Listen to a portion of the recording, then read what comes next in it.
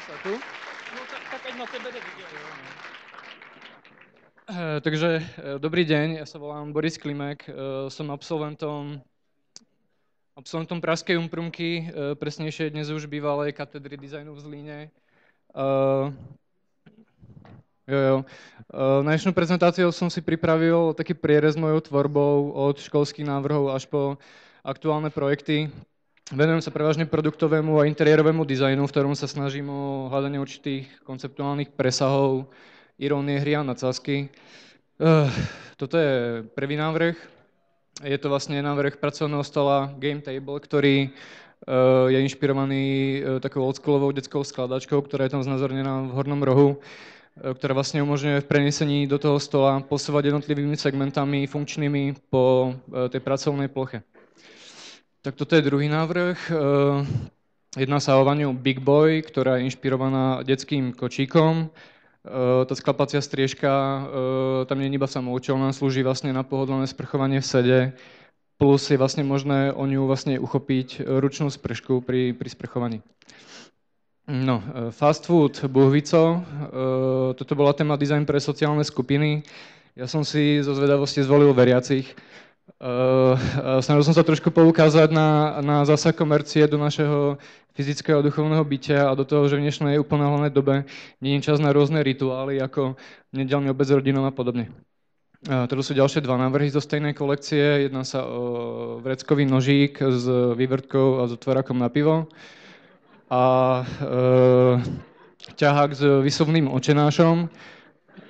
No. Sa je tu taká nejaká určitá narážka na to, kedy sa určite náboženský symbol môže stať iba nejakým prázdnym modným doplnkom. Toto sú svietidlá Chester a Chelsea, interiérové lampy, ktoré sú inšpirované typickou hrou psa a mačky. Bola to téma figuratívnosť a majú celkom kladné ohlasy práve u milovníkov týchto domácich zvierat. Takže asi tak. Toto je návrh vreckového komunikátoru pre Intel, ktorý je inšpirovaný dámskou peňaženkou. No v rámci tohto návrhu, tak ako aj u ostatných mojich vecí, sa prejavuje taká snaha navrhovať veci alebo vychádzať z prostredia a ktoré sú mi nejakým spôsobom bytostne blízke. Teraz sa dostávam ku svojej diplomovej práci, na ktorú som si zvolil abstraktnú tému poézia všedného dňa. A potom som sa následne snažil 8 mesiacov vlastne pochopiť, čo to tá poézia všedného dňa vlastne môže byť, takže vznikalo množstvo rôznych východisiek a návrhov, z týchto to je malá časť. No. Jedným z tých východisiek boli spomienky na detstvo, kde som vlastne vychádzal z toho, že z predmetov a situácií, ktoré mi ako malom boli proste blízke a s ktorými som sa dostával do styku. Takže tu je napríklad vaňa inšpirovaná nafukovacím bazénom. A potom tam vpravo je knižnica inšpirovaná oblakmi, na ktoré levitujú knihy. Čo to nejde moc vidieť, ale toto je jeden z ďalších návrhov, ktorý som potom rozpracoval a jedná sa o svietidlá Memory, ktoré vyrábam s firmou Brokis. Existujú buď v stropnej alebo na stenej variante, v 3 veľkostných variantách a v množstve farieb. Tam to nejde vidieť, ale tam vlastne strčí taká šnúrka, ktorá slúži na vypínanie a zapínanie svetel. No, potom som sa vlastne v rámci diplomky dostal ku hlavnému východisku, ktorým sa mi stal venkov a spomienky, alebo nie spomienky, ale venkov a všedné venkovské kulisy, ktoré žiaľ Bohu s prímestskou architektúrou pribúdajúcou a s mestským spôsobom života už úplne všedné nie sú.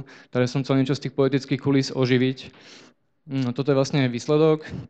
Jedná sa o lampu inšpirovanú ochranným korzetom mladých stromov. Potom je tam kôž na drevo, inšpirovaný vlastne špalkom, do ktorého je zaseknutá sekera.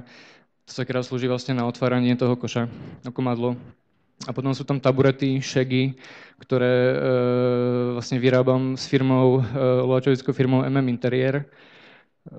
Sú vlastne inšpirované z toho sena a zase vyrábajú sa v 2 veľkostných variantách a vo viacerých farebných a materiálových prevedeniach.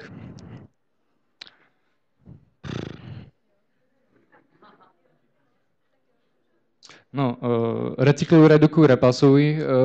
To bolo heslo workshopu, ktorý organizovala nadácia Tereza v spolupráci s IKEA.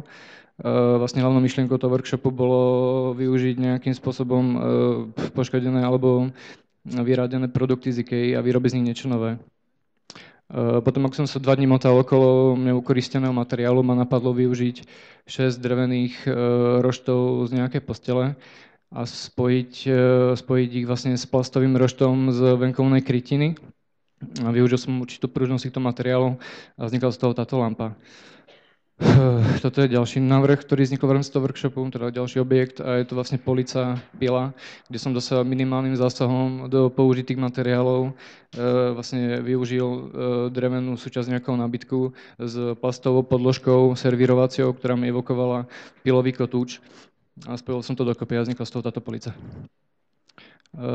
Toto je návrh drevených, realizácia drevených buniek v agentúre Young & Rubicam v kancelárii Team Red, kde vlastne zadanie znelo spočiatku úplne nereálne a to vytvorenie multifunkčných a lacného nejakého priestoru, ktorý by mal byť orientovaný centrálne v tej kancelárii.